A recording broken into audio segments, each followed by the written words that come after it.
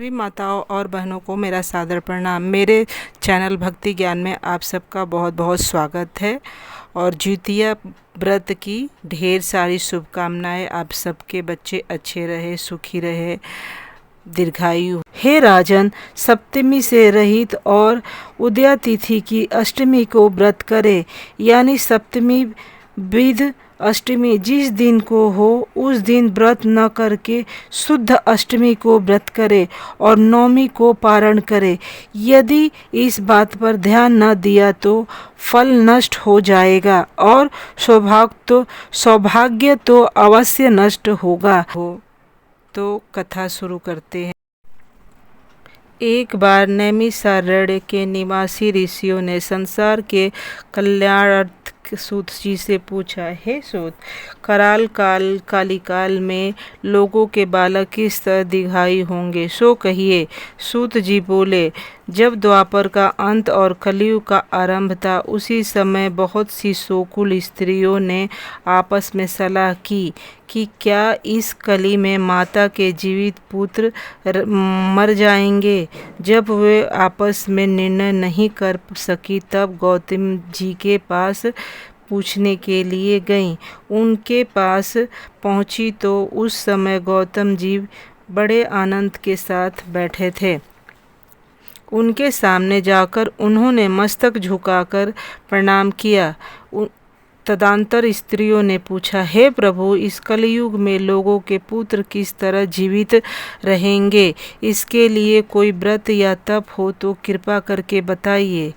इस तरह उनकी बात सुनकर गौतम जी बोले, मैं आपसे वही कहूँगा जो मैंने पहले से सुन रखा है।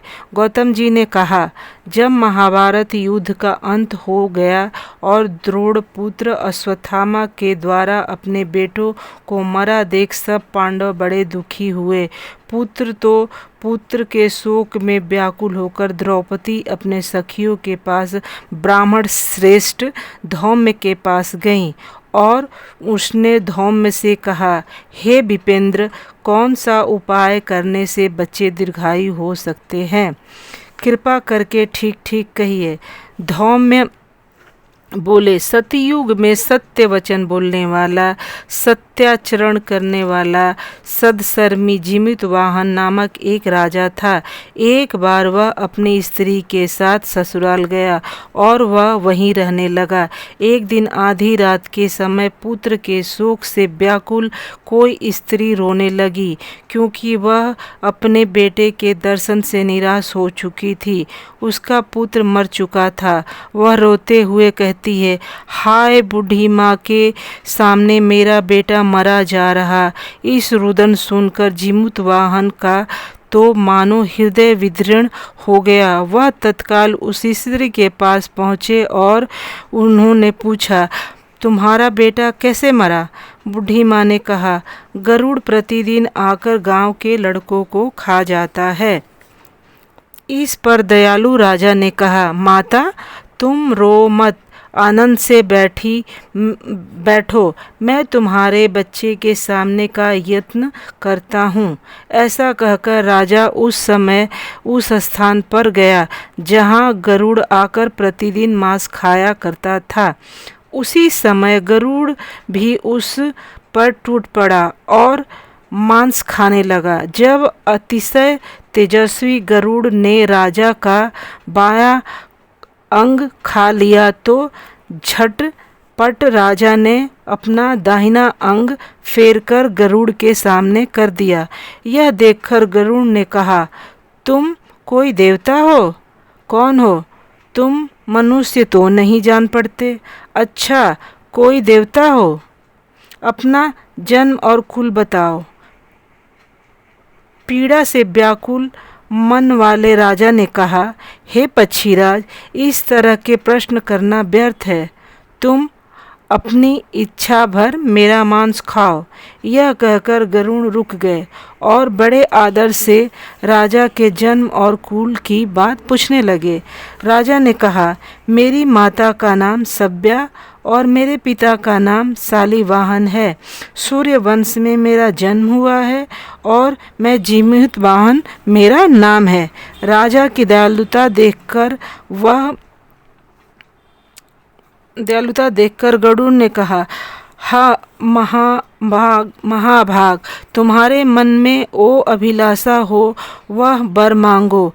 राजा ने कहा, हे पक्षीराज, यदि आप मुझे वर देना चाहते हैं तो वर दीजिए कि आपने जब तक जिन प्राणियों को खाया है वे सब जीवित हो जाए। हे स्वामी, आप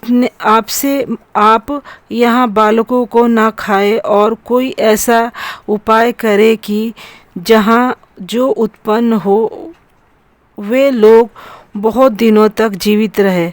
धौम्य ने कहा, पक्षीराज गरुड़ राजा को वरदान देकर स्वयं अमृत के लिए नागलोक चले। वहाँ से अमृत लाकर उन्होंने उन मरे मनुष्यों के हड्डियों पर बरसाया।